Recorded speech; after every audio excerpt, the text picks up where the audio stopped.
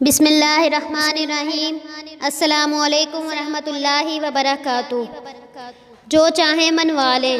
کسی کام میں شدید رکاوٹ ہو، کسی آفیسر سے جائز بات منوانی ہو، یا کوئی گمشدہ چیز، کوئی گمشدہ فرد یا کوئی چیز واپس لانی ہو، شریر جگہ، انسان، جانور یا جنات کے شر سے بچنا ہو، دشمن کی آنکھوں سے اوجھل ہونا ہو، حفاظت اور حصار کے لیے لاجواب آیت ہے۔